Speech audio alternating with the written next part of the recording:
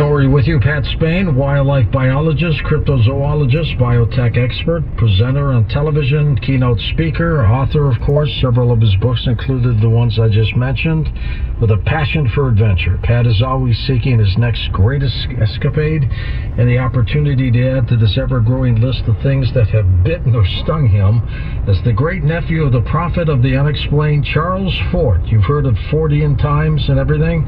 Charles Fort. Pat thinks of himself as carrying on a family tradition by questioning mainstream science, considering unusual explanations for the bizarre phenomena, and generally investigating those things that most people write off as nearly impossible. Pat, welcome to the program.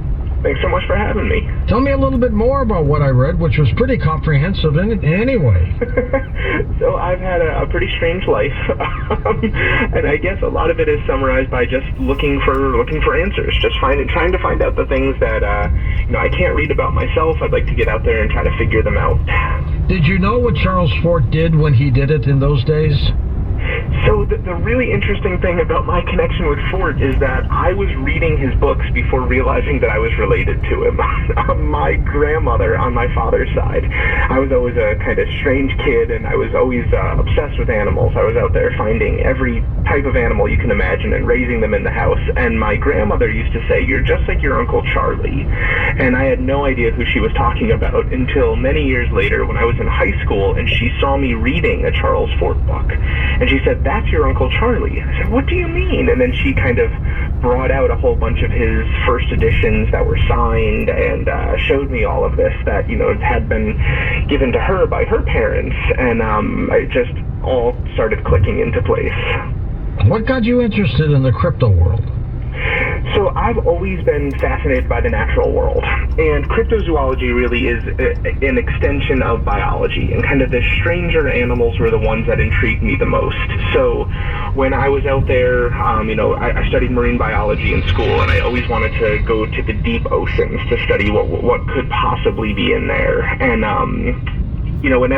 when a little kid sees the first story about, the giant squid or some other mysterious creature from the depths, you can kind of start to foster that interest and that imagination and thinking that there's a lot more out there that we don't know about. And the deep ocean represents that to me. So that was my original introduction to cryptozoology, was the deep sea squid and just the general ocean mysteries. And that kind of sparked me looking into, well, what other animals, what other mysterious creatures might be out there, and that is the definition of cryptozoology. Have you really been bitten or stung by creatures?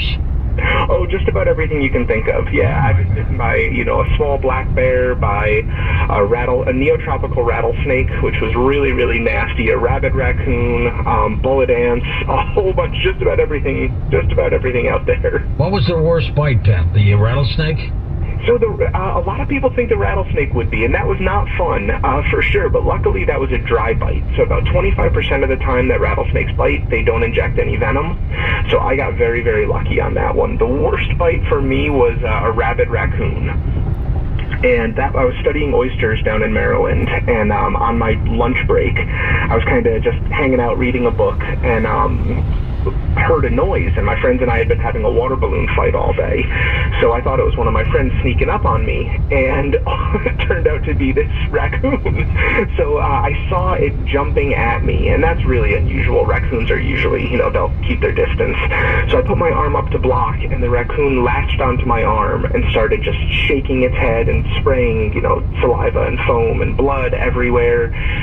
And we tussled for a little while before I finally, kind of kicked it and got it to run away, and was rushed to the hospital and had to get, a whole bunch of shots that day. Had to get shots in my arm, in my thighs, in my butt, in each one of the bites. It was wild. And so that was definitely the worst bite. I ended up with some pretty good scars from that. Oh, that's fantastic. Now, we talk about cryptids. What creatures come to mind? So most people think of kind of the big, like the big two are Loch Ness Monster and Bigfoot. Those are the ones that, everyone has heard of, everyone has heard something about. But really, cryptozoology goes a lot deeper than that. And there are these strange, little creatures from all over the world that have become kind of persistent myths and legends. And there's also just stories of creatures that sound more commonplace, and it's eventually a lot of them are discovered to be these real flesh and blood creatures. The skull-faced macaque is one that comes to mind pretty recently. So a primate species that was very recently named in Southeast Asia. So when I was looking for cryptids on this show, Beast Hunter, we took kind of a blend of some of the more outlandish sounding ones, like the Mongolian deathworm, and something more like caddy, so a Canadian sea serpent, which there's a lot of different, flesh and blood creatures that can be used to explain this. I picked up in your books, the three that I have, some very strange, embarrassing situations for you. What are some of the stories?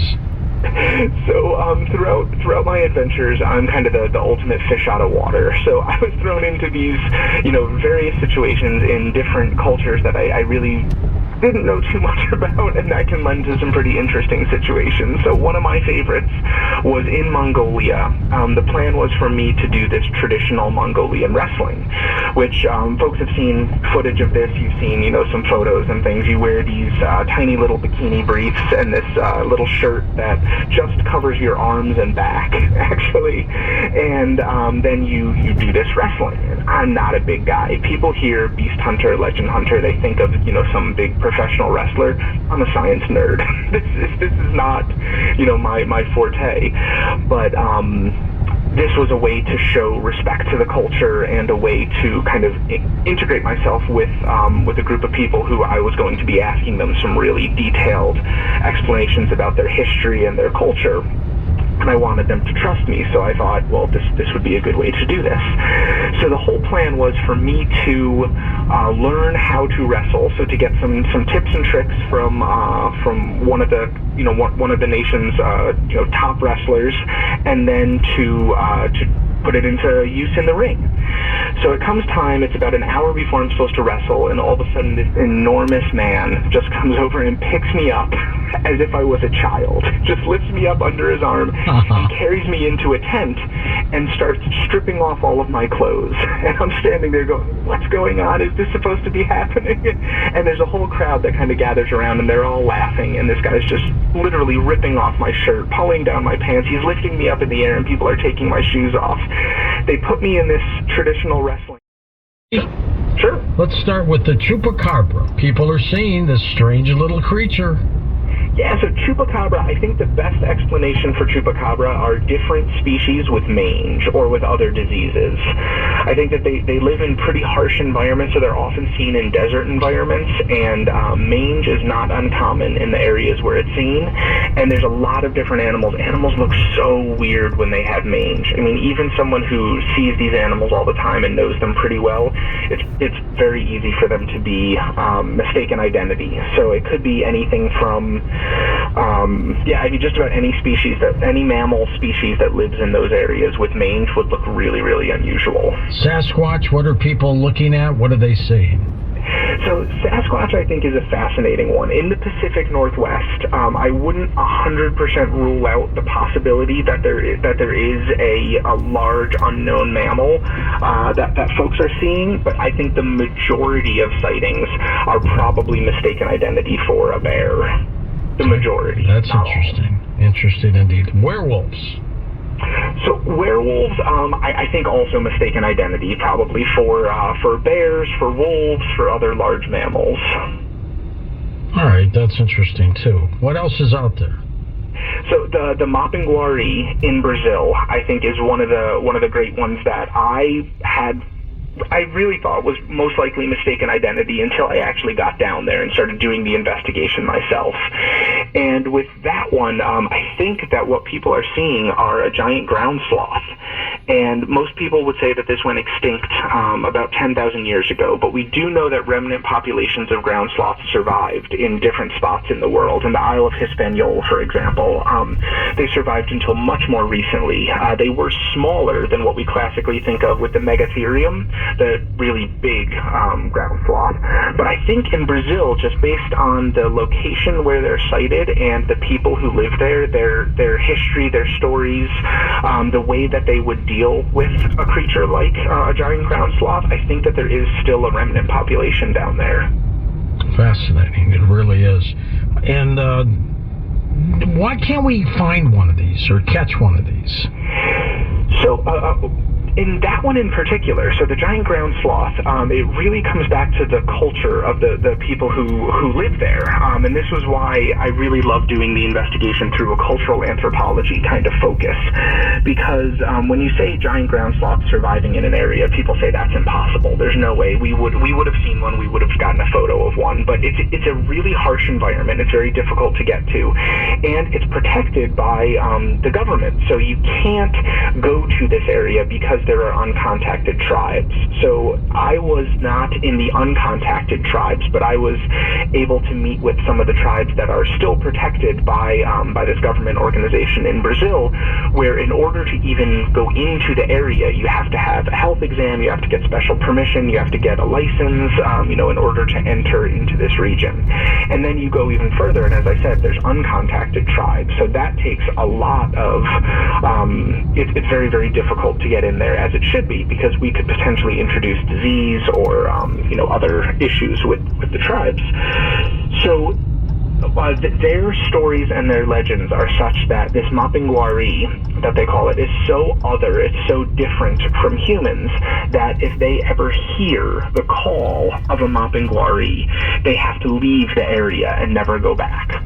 So my theory is that throughout history, because of this legend, because of this story, and because of the protections afforded to the indigenous peoples in the area, when they would be leaving an area, so they hear the call of the mappinguari, they have to leave the area, they're actually creating wildlife refuges.